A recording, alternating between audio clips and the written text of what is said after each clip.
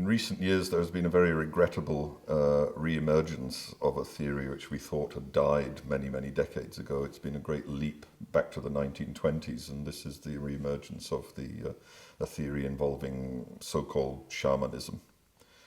And it had already been played with by the Abbé Glory, who played such a great role in the recording of Lascaux. He read a book about Siberian shamanism and got very excited and tried to apply it to cave art, and really made a complete mess of it. And Le Roi-Gourand reacted with a very famous article, because Le Roi-Gourand knew a lot about Russia and the Russian cultures and shamanism, and of course knew a lot about Paleolithic art.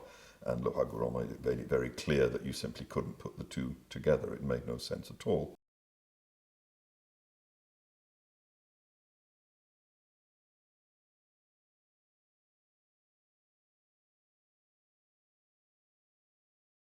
Around the same time as Glory, there was a German called Kirchner who wrote about the shaft scene in Lascaux, and he tried to apply a shamanic interpretation to that, but really it didn't carry any conviction and wasn't very convincing. But then in the 1980s and 1990s, a South African professor, Lewis Williams, started to resurrect these ideas in relation to South African rock art. He thought it was all produced by what he called shamans, although there have never been shamans in South Africa. They have very different names for these things, medicine men, sorcerers and so on, but he called them all shamans. And he said that they went into trance, and there were 3 stages of trance, and each stage produced a different kind of motif in rock art. And in the end, he declared more or less that almost all world rock art, all of Paleolithic art, nearly everything, could be read with this single key. This was the key to understanding prehistoric rock art, not just in South Africa, but in the Paleolithic caves and in most other parts of the world. Everything was down to shamans and trance and the 3 stages of trance.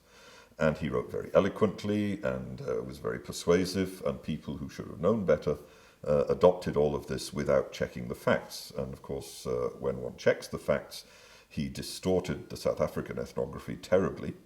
And above all, he relied very heavily on neuropsychology, data from neuropsychology, and he got it all wrong. The man knows nothing about neuropsychology, and if you consult professional neuropsychologists, as I have done, they consider him totally wrong. The data he used were either completely wrong or totally out of date.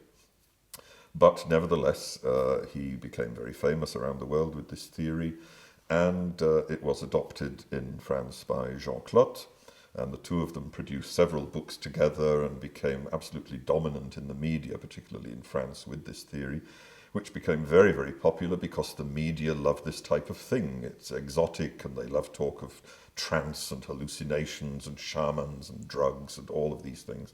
So inevitably it became very popular, and it was put over on radio and TV. The public got this, and on popular books. Textbooks now have started adopting this nonsense. And it's really very sad. Personally, I think it's done a terrible amount of damage to the study of cave art and the study of rock art in general.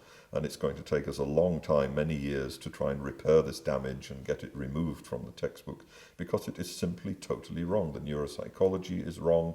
The ethnography is distorted. We don't have any evidence whatsoever for this type of thing in Paleolithic art. It's much more complex than that. This is a very simplistic reductionist theory, which is completely out of date and based on erroneous facts. And I think it's very telling that not only did Le Roi-Gourand reject this kind of thing in the 1970s, but I don't know of a single specialist in Paleolithic art who has adopted this theory. It's completely wrong, and it's done a lot of damage.